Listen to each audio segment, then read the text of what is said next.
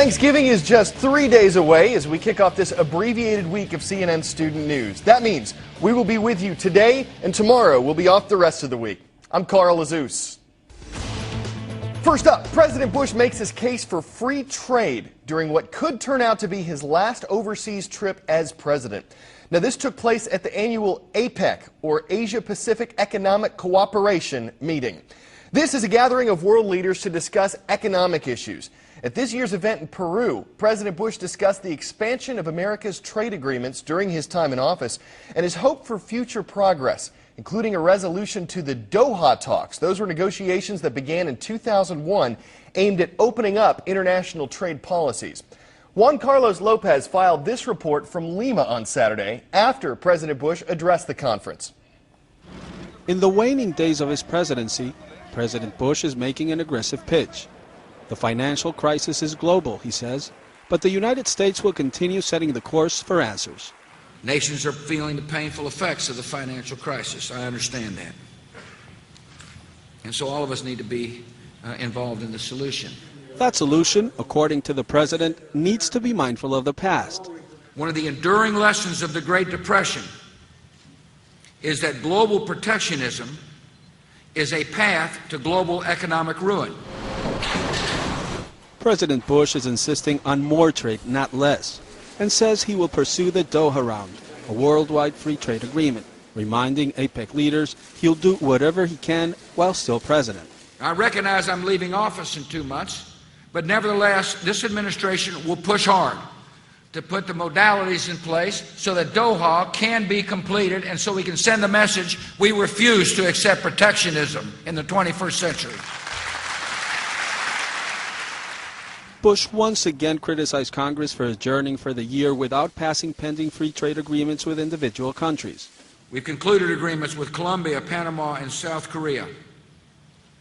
And it is extremely disappointing that the United States Congress adjourned without passing these 3 great agreements. Trade wasn't the only item on the agenda. North Korea was a major topic during a meeting with the leaders of Japan and South Korea, as well as Russia later in the afternoon, who've all agreed on a new round of talks to be held early next month, another step in the long road to denuclearize the Korean peninsula. The president's meeting with Medvedev came on the 5th anniversary of the Rose Revolution in Georgia, one of several points of discord between the two leaders who tried to portray their relationship as cordial, even though public statements paint a different picture. Juan Carlos Lopez, CNN, Lima. A word to the wise: protectionism, the practice of helping domestic businesses by putting restrictions on imported products.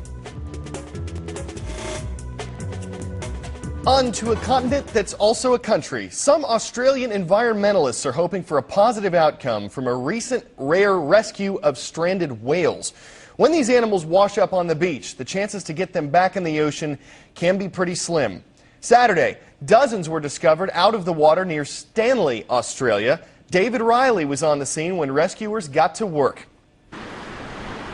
It was a fight against time and tides for these wildlife rescuers. 65 long-finned pilot whales came ashore at Anthony's Beach near Stanley, the site of countless previous strandings. Only 13 were still alive when they were discovered, badly sunburnt and clinging to life. By daybreak, 1 more had died. The 12 remaining were transported to nearby Godfrey's Beach, where rescuers believed they'd be less likely to swim back to shore. Then heartbreak, another whale dying as it was carried into the breakers. We're giving them the best chance that they've got and the best chance we can give them.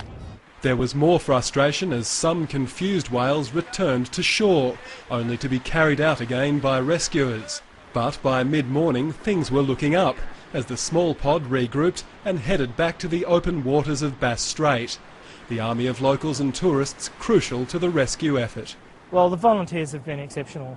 The volunteer effort yesterday and the effort that's happened this morning. I mean, we've moved 12 animals, 12 kilometres. The surviving whales were part of a maternal pod, mostly made up of mothers and their calves. Rescuers hope that once out to sea, they'll be able to rejoin another migratory pod. Scientists have attached brand new satellite tracking technology to the survivors. So we're putting these trackers on to really assess their survivability at sea once they're released. It's hoped the technology will help improve future whale rescues. David Riley, ABC News, Stanley. Time for the shout out. Complete this famous quotation. All the world loves a blank. Is it a clown, a kiss, a story, or a happy ending? You've got 3 seconds. Go!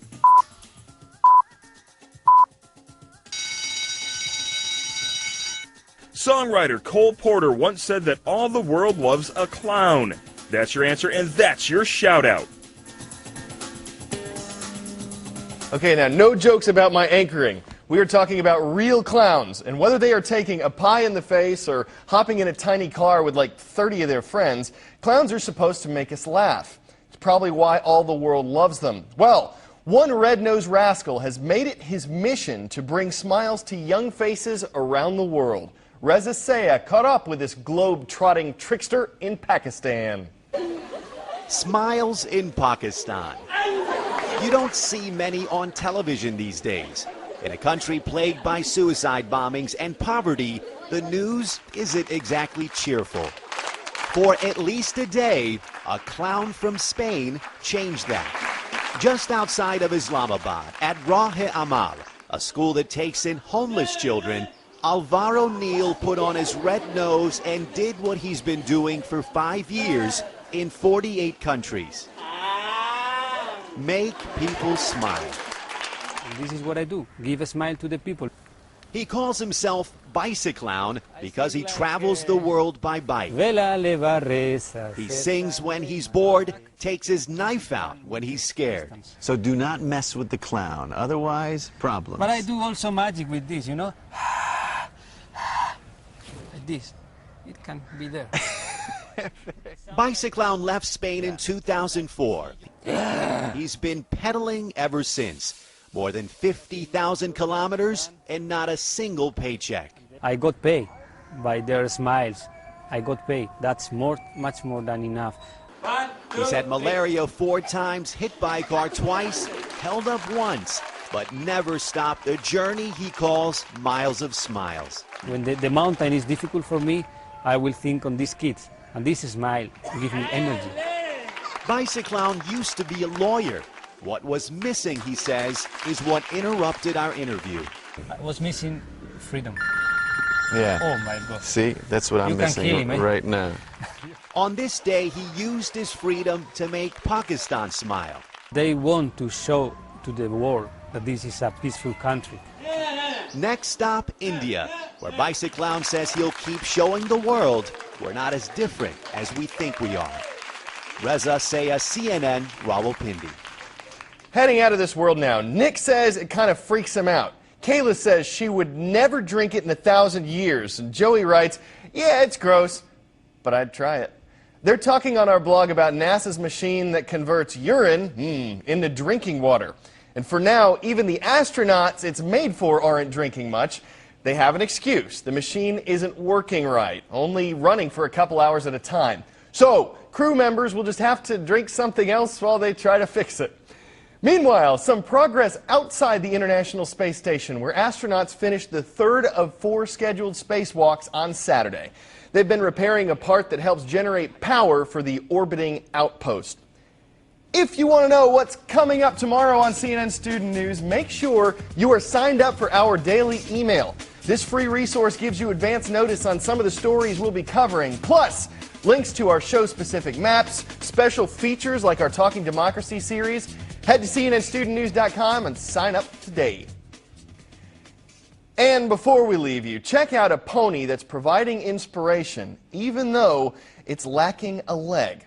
Molly here survived Hurricane Katrina, only to be attacked by a pit bull. That wasn't going to keep this persistent pony down, though. It took her just 3 weeks to learn how to walk on 3 legs. And that was before she got this pony prosthetic. Now, Molly's moving around with no problems at all. And we are done horsing around. You guys have a great day, and we will see you tomorrow.